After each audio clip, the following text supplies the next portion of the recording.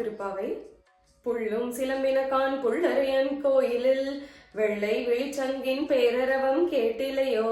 பிள்ளாய் எழுந்திராய் பேய் முலை நஞ்சுண்டு கள்ளச்சகடம் கலக்கழிய காலோச்சி வெள்ளத்து அரவில் துயிலமர்ந்த வித்தினை உள்ளத்து கொண்டு முனிவர்களும் யோகிகளும் வெள்ள எழுந்து அறிகின்ற பேரரவம் உள்ளம் புகுந்து குளிர்ந்தேலோர் எம்பாவாய். இந்த பாசுரத்துல ஆண்டாள் நாச்சியார் என்ன சொல்றா அவ தோழி கிட்டன்னு பார்த்தேன்னா, அன்பு தோழியே, நீ உடனே எழுந்துக்கோ. உனக்கு இந்த வெடிகாலம்புற பறவை எல்லாம் கீச்சு கீச்சுன்னு அழகா வந்து ஒரு ஸ்வீட் வாய்ஸ்ல ஒரு சவுண்ட் போடுறது உனக்கு அது கேட்கலையா? ஏன் இன்னும் தூங்கின்னு இருக்க? எழுந்துரு அப்படின்ட்டு சொல்றா.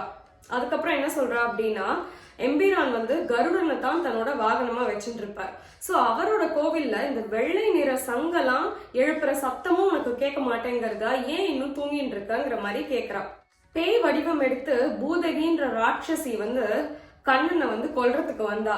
ஆனா அவகிட்ட பால் குடிக்கிற மாதிரி குடிச்சு அந்த அரக்கியவே கண்ணன் அழிச்சிட்டார். அது மட்டும் இல்லாம சக்கர வடிவத்துல வந்த சகடனையும் கண்ணபிரான் வந்து உயிரை எடுத்துட்டார், அவனோடதையும். இப்பேற்பட்ட கண்ணனோட நாமத்தை எல்லா முனிவர்களும் யோகிகளும் எல்லாருமே வந்து ஹரி ஹரின்னு சொல்லிட்டு இருக்காளே, உனக்கு அந்த சத்தமுமா கேட்க மாட்டேங்கிறது அப்படின்ட்டு கேக்குறா. நீ இப்போ உடனே எழுந்துட்டு இதெல்லாம் கேட்டு அப்படியே உள்ளம் குளிர்ந்து போ, சீக்கிரம் எழுந்துருன்ட்டு ஆண்டாள் நாச்சியார் அவளோட தோழியை எழுப்புறா. பூதகி என்ற அரக்கியை கம்சன் அனுப்பி வைத்தான். அவளை இம்சை செய்து கண்ணன் கொன்றிருக்கலாம்.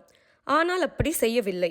அவனுக்கு பால் தந்து தாய் ஸ்தானத்தை அடைந்து விட்டாளே, அந்த தாய்மையை பாராட்டும் விதத்தில் அவளது மடியில் அமர்ந்து பாலை குடிப்பது போல் அமைதியாக உயிரை குடித்து அவளுக்கு மோட்சம் அளித்தான் எம்பெருமான். கேரளாவில் அம்பலப்புழையிலிருந்து 25 கிலோமீட்டர் தூரத்தில் உள்ள திருவமுண்டூர் என்ற தலம் குறித்து இந்த பாடலை ஆண்டாள் பாடியதாக சொல்வர்.